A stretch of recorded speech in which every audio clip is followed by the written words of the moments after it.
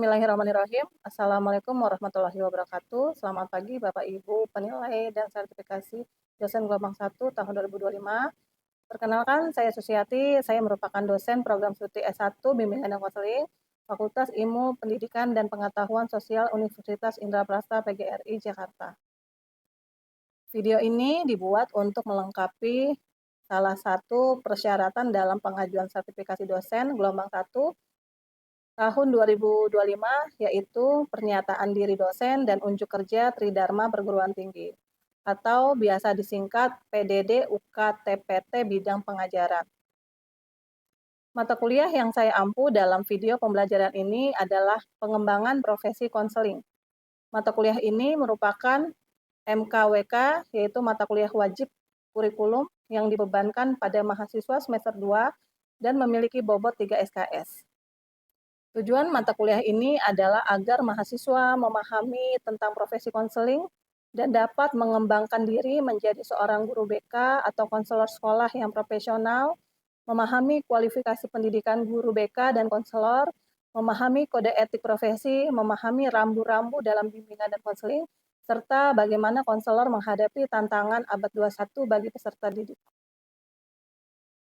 Proses pembelajaran dilakukan dengan cara mahasiswa mendengarkan penjelasan dosen, kemudian masuk sesi sharing dan tanya jawab, serta mahasiswa dapat merefleksikan hal-hal apa yang sudah didapatkan melalui pembelajaran hari ini.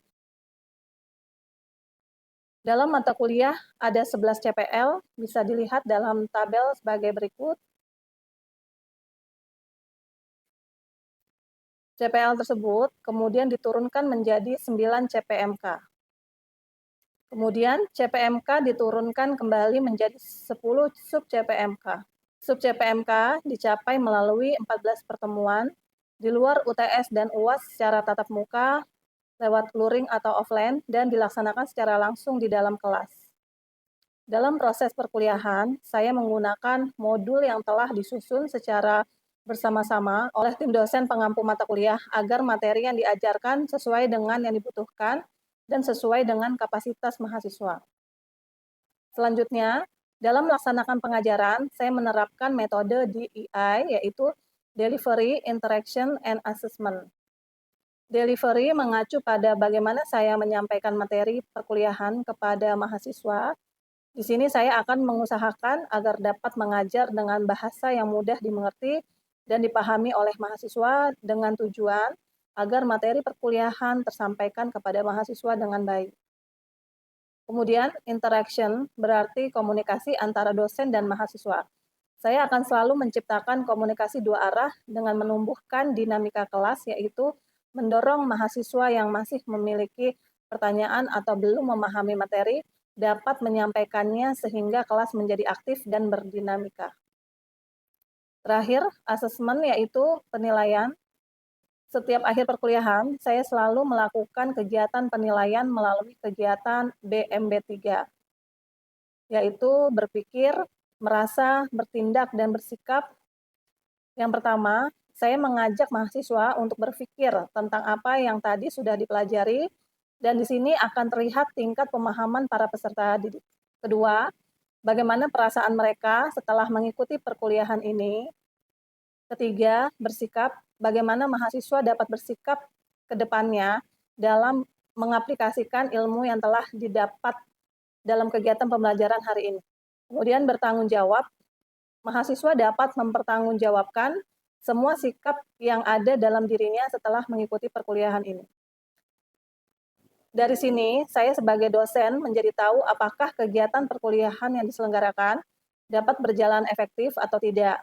Jika belum, maka akan menjadi evaluasi bagi saya sebagai dosen untuk kegiatan perkuliahan selanjutnya. Nilai akhir selain dari UTS dan UAS, saya peroleh dari tugas harian, keaktifan mahasiswa, dan diskusi di kelas. Bobot penilaiannya adalah sebagai berikut. Tugas dan diskusi 20%, UTS 30%, UAS 50%. Selain perkuliahan tatap muka, saya juga memanfaatkan LMS sebagai media pendukung pembelajaran. Setiap minggunya, 1 atau 2 hari sebelum perkuliahan, saya akan mengupload materi perkuliahan sehingga mahasiswa dapat mempelajari terlebih dahulu materi yang saya share sehingga mereka memiliki wawasan awal untuk perkuliahan tersebut sehingga mereka lebih mudah menyerap informasi yang dosen sampaikan di kelas. Dengan begitu akan terlihat dinamika dalam pembelajaran di kelas, yaitu menjadi aktif dan responsif. Sekian informasi mengenai gambaran mata kuliah yang saya ampu. Berikutnya akan ditayangkan cuplikan video proses perkuliahan yang saya lakukan pada mata kuliah pengembangan profesi konseling minggu ke-14, yaitu mengenai peluang dan tantangan konselor atau guru BK abad 21. Sekian, terima kasih. Wassalamualaikum warahmatullahi wabarakatuh. Assalamualaikum warahmatullahi wabarakatuh. Waalaikumsalam warahmatullahi wabarakatuh.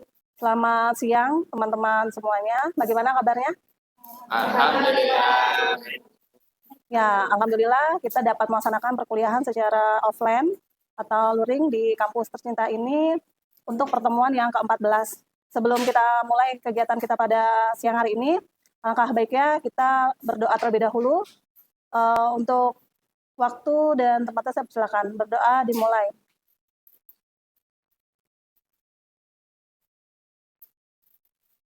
Berdoa selesai. Baik, teman-teman, hari ini apakah semua hadir? Sepertinya ada yang tidak hadir ya. Baik, ya. Kalau seperti itu saya akan absen terlebih dahulu.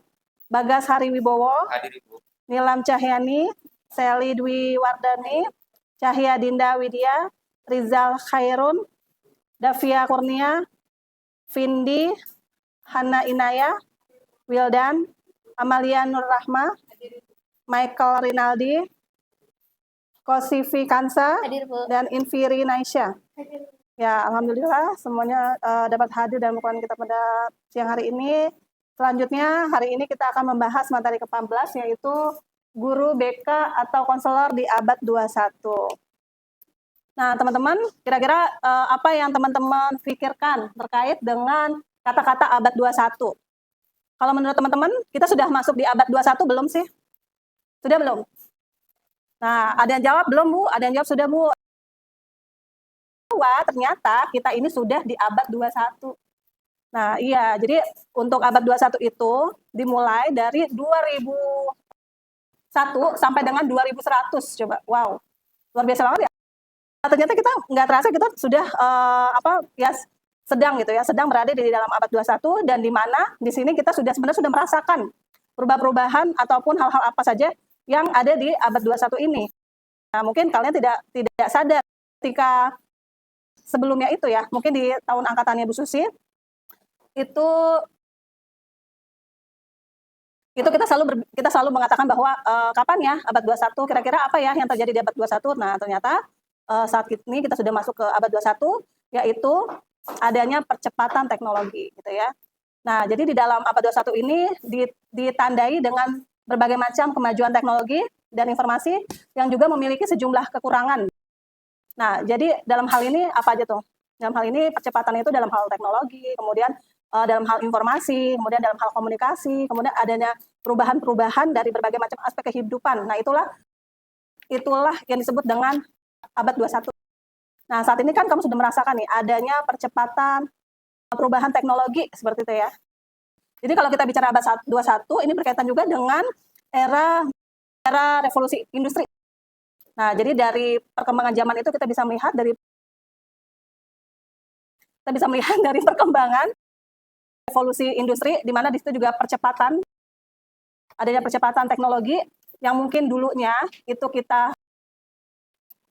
zaman dulu itu kita misalnya masih serba sederhana lewat telepon umum, kemudian ke telepon seluler, kemudian juga kita yang biasanya mengirimkan surat lewat pos, kemudian sekarang sudah masuk kita bisa mengirim surat itu lewat media elektronik atau lewat email dan sebagainya. Nah, itulah dikatakan dengan revolusi industri dan di sini dimasuk ke dalam abad 21 seperti itu.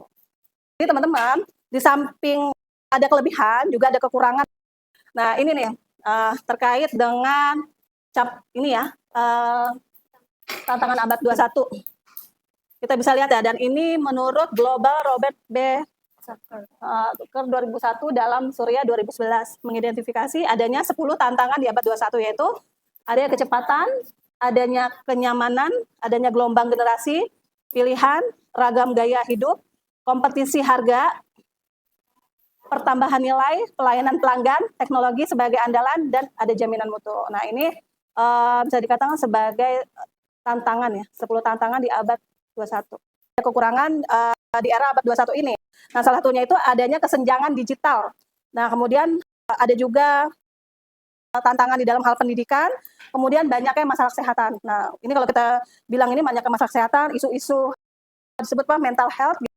Nah, ini memang saat ini sudah terjadi ya teman-teman ya. Mungkin teman-teman mikirnya kayak biasa aja itu terjadi, ternyata kalau kita amati, kita soroti, oh inilah dampak dari abad 21 ini, dari dampak percepatan teknologi yang kita hadapi saat ini, gitu ya. Selain tadi tantangan dalam pendidikan, kemudian masalah kesehatan mental, ternyata isu-isu global, perubahan iklim, dan ketimpangan sosial juga ini sangat berasa gitu ya, berasa di dalam era abad 21 ini. Nah, maka dari itu di sini adanya perlunya peran dari konselor atau guru bimbingan dan konseling. Kalau di sekolah namanya guru bimbingan dan konseling, kalau konselor itu bisa di luar masyarakat. Nah, jadi ini sama-sama memiliki peran yang penting, khususnya guru BK atau konselor sekolah. Nah, bagaimana nih? Jadi kita harus mempersiapkan para peserta didik gitu ya, untuk dia dapat mampu, disebutnya mampu bertahan ataupun dia mampu menghadapi tantangan era di abad 21 ini gitu ya. Nah, jadi capaian siswa ya. Jadi capaian siswa ini kalau di sekolah apa yang harus dicapai oleh siswa dalam menghadapi tantangan abad 21 ini?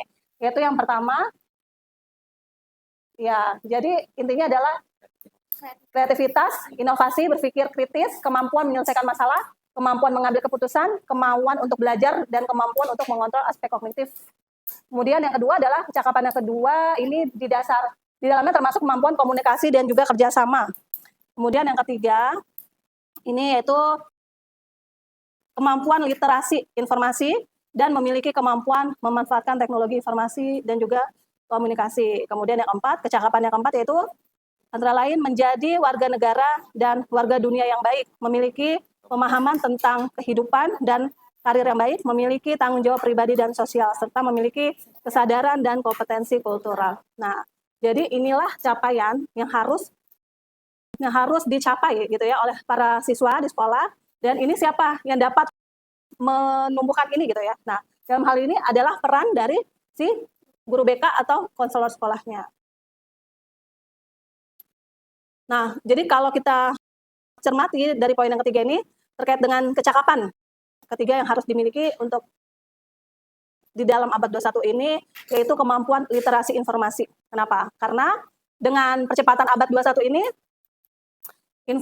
banyak sekali informasi gitu ya, yang kita terima, baik itu yang sifatnya baik atau buruk, atau istilahnya tuh yang benar atau yang hoax gitu ya. Banyak yang berita hoax, jadi kita harus menggunakan berpikir kritis untuk ya tadi memilah-milah informasi mana yang sekiranya memang baik dan juga mana yang sifatnya adalah berita bohong atau disebut dengan hoax gitu ya.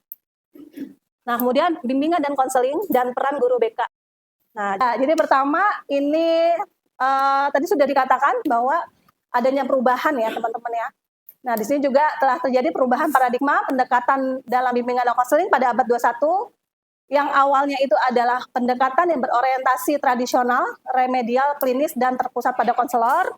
Namun di era abad 21 ini pendekatan konseling itu lebih berorientasi kepada perkembangan dan juga preventif. Nah, perkembangan siapa? Perkembangan siswa, preventif itu sebagai usaha pencegahan gitu ya. Nah, kemudian bimbingan komprehensif memfasilitasi perkembangan peserta didik dalam aspek perkembangan akademik, sosial, pribadi, dan perencanaan karir ya. Nah, ini di bawah ini disebut ya aspek-aspek yang harus dikembangkan. 11 aspek, yuk kita bahas satu-satu. Yang pertama adalah, jadi ini yang harus dikembangin nih teman-teman sama guru BK gitu ya. Aspek yang perlu dikembangkan, yaitu pertama, keimanan dan ketakwaan kepada Tuhan Yang Maha Esa. Nah, jadi kita harus menumbuhkan nilai-nilai ketakwaan, keimanan dari siswa kita, supaya semakin dekat dengan Tuhan, semakin religius gitu ya. Karena kenapa? Karena di era saat ini kita harus membentengi diri kita dengan iman dan takwa. Kalau tidak seperti itu, bagaimana? Ya, bisa jadi nanti dia akan tersesat. Jadi ini adalah fondasi awal, yaitu kita harus mengembangkan di dalam diri siswa keimanan dan ketakwaan kepada Tuhan Yang Maha Esa. Kemudian yang kedua, hubungan sosial yang mantap dengan teman sebaya. Kenapa sih ini harus kita kembangkan? Karena sekarang itu banyak hubungan sosial di antara siswa itu yang memiliki masalah. Masalah itu dalam artian apa? Ya, lagi-lagi tadi di era revolusi industri, karena percepatan teknologi, pasti sisi negatifnya adalah orang itu jadi malas untuk bersosialisasi. Jadi kecenderungan sifat individualismenya itu lebih besar, sehingga akhirnya ya menutup diri untuk bersosialisasi. Nah, ini jadi memang harus dikembangkan juga hubungan sosial yang mantap dengan teman sebaya. Jadi nanti kita mengajarkan para siswa bagaimana dia bisa menjalin hubungan sosial yang positif, yang baik, yang kalau kata anak zaman sekarang tidak toksik gitu ya. Karena sekarang banyak juga hubungan-hubungan yang toksik gitu. Istilahnya zaman sekarang adalah toksik. Jadi bagaimana kita mengajarkan peserta didik kita, siswa-siswi kita untuk menciptakan hubungan sosial yang mantap.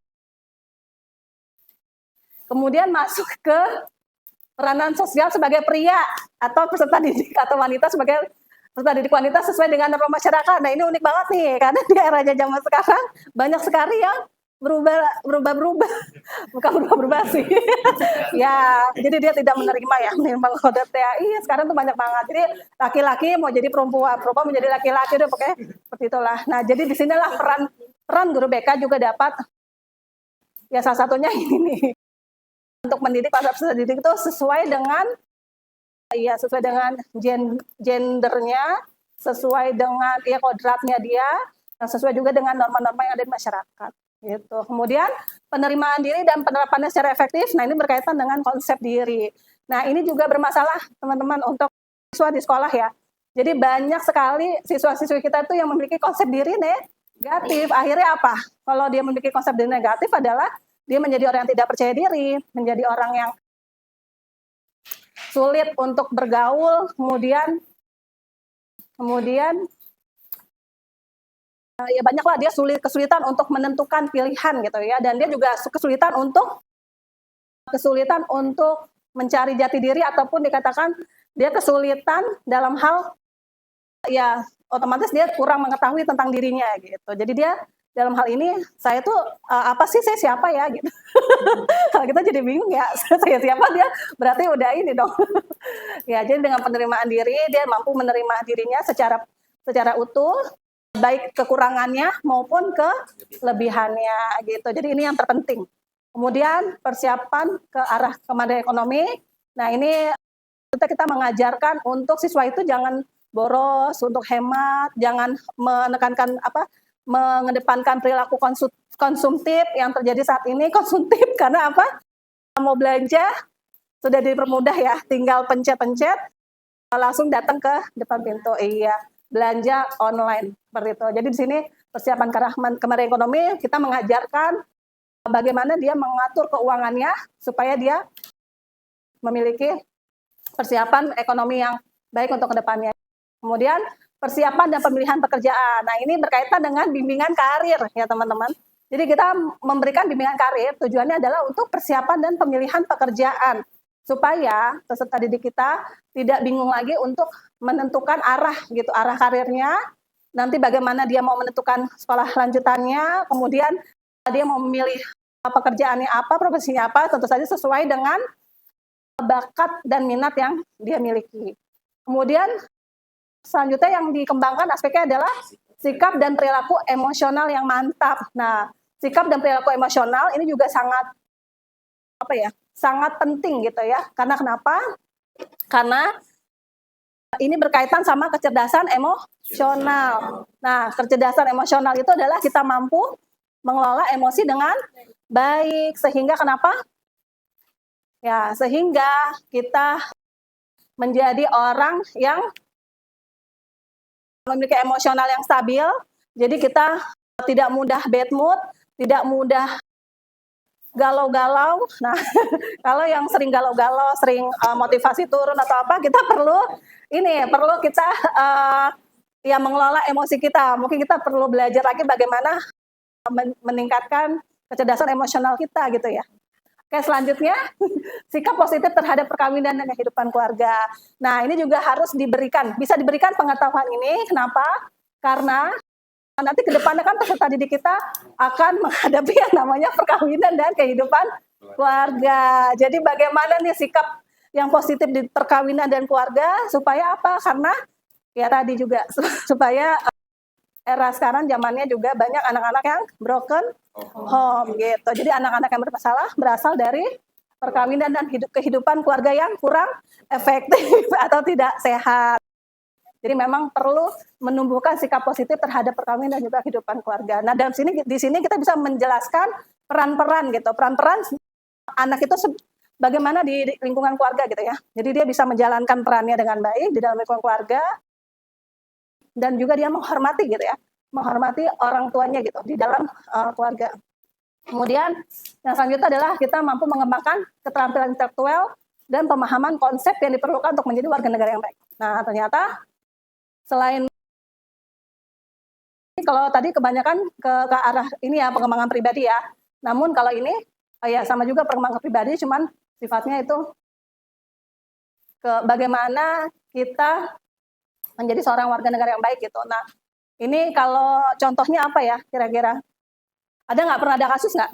Contohnya nih, keterampilan intelektual dan pemahaman konsep yang diperlukan untuk menjadi warga negara yang baik. Jadi di sini sih inginnya adalah kita menumbuhkan para peserta didik untuk bisa mencintai negaranya, kemudian bagaimana dia bersikap menjadi warga negara yang baik. Nah, jadi kita perlu menumbuhkan rasa nasionalisme gitu di dalam diri kita, kemudian supaya kita sebagai warga negara juga bisa melakukan perannya gitu ya dengan baik, jadi warga negara yang baik. Jadi kita menjalankan atau taat pada perintah-perintah gitu ya, ada perintah-perintah ataupun aturan-aturan yang ditetapkan oleh pemerintah. Selanjutnya, sikap dan perilaku sosial bertanggung jawab. Nah, ini berkaitan dengan ya kita ini aspek yang perlu dikembangkan juga oleh siswa.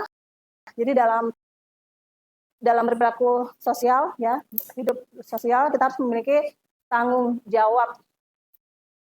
Kemudian pemahaman nilai dan etika hidup bermasyarakat. Nah, ini berkaitan dengan nilai-nilai yang kita anut ya, nilai-nilai yang kita bawa gitu, dan nilai-nilai ini kita jadikan sebagai panduan dalam hidup kita gitu. Nah, jadi pemahaman nilai dan etika hidup bermasyarakat, kita di dalam bermasyarakat ini kita bisa berdampingan dengan baik, kita bisa saling toleransi, saling menghormati antara satu dengan yang lainnya, sehingga tercipta satu hubungan yang harmonis di lingkungan masyarakat.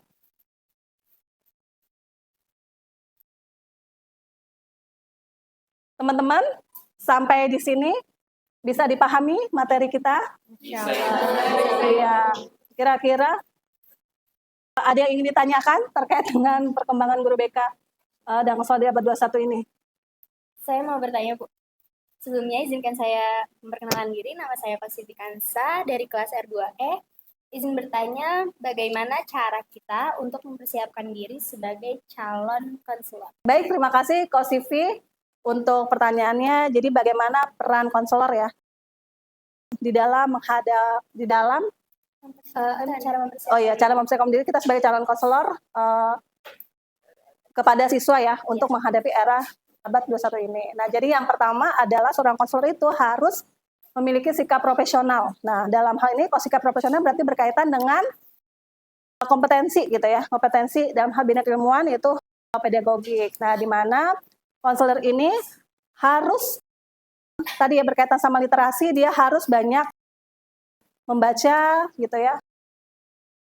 Kemudian dia juga harus terus meningkatkan kompetensi keilmuannya dengan cara mengikuti kegiatan seminar, workshop, dan lainnya, tentu saja untuk meningkatkan kemampuan pemahaman dia di dalam nanti ke depannya digunakan untuk membantu peserta didik dalam mengembangkan gitu tadi aspek-aspek yang dibutuhkan untuk mempersiapkan peserta didik dalam menyongsong abad 21. Kemudian yang selanjutnya adalah kemampuan sosial. Nah, jadi seorang konselor juga harus memiliki keterampilan sosial yang baik gitu, karena ya bagaimana kita bisa membantu siswanya gitu ya, kalau kita sendiri juga memiliki masalah dengan hal itu. Jadi dalam hal ini kita bisa menjalin hubungan yang baik antara konselor dengan siswanya, atau juga kita bisa menjalin hubungan baik dengan stakeholder sekolah, yang dimana tujuannya adalah untuk membantu juga proses pengembangan dari peserta didik kita. Kemudian yang selanjutnya adalah kita juga harus melek, disebut apa ya, melek digital ya, atau dulu sebut apa sih, melek teknologi ya. Melek teknologi. Jadi kita tuh karena tantangan abad 21 ini memang percepatan teknologi, jadi guru BK juga jangan sampai kalah gitu ya dalam hal teknologi. Jadi kita juga harus meningkatkan kompetensi kita dalam teknologi, karena nanti dengan teknologi itu kita bisa menggunakan untuk memberikan layanan-layanan untuk siswa, untuk membantu perkembangan siswanya. Dan juga sekarang karena dengan adanya bantuan teknologi, jadi konselor itu dapat melakukan kegiatan konseling secara online lewat telepon atau lewat virtual Zoom seperti itu ya. Oke, terima kasih sudah bisa dipahami teman-teman. Oke, ya baik, terima kasih. Kalau seperti itu, kalau sudah paham semua, kita masuk ke dalam evaluasi. Evaluasi ya teman-teman, saya ingin melihat nih bagaimana pemahaman teman-teman setelah mendengarkan paparan materi gitu ya kita pada pertemuan kali ini. Oke. Sekarang saya minta kalian untuk membuat tugas, yaitu membuat kesimpulan dengan BMB3. Apa teman-teman BMB3? Yaitu bagaimana berpikir, bagaimana perasaan kita, bagaimana sikap kita, dan bagaimana kita dapat bertanggung jawab. Terhadap apa? Terhadap mata kuliah yang sudah kita pelajari pada hari ini. Bisa dipahami teman-teman? Oke, kalau sudah, kita akhiri perkuliahan kita sampai di sini. Terima kasih semuanya. Wassalamualaikum warahmatullahi wabarakatuh.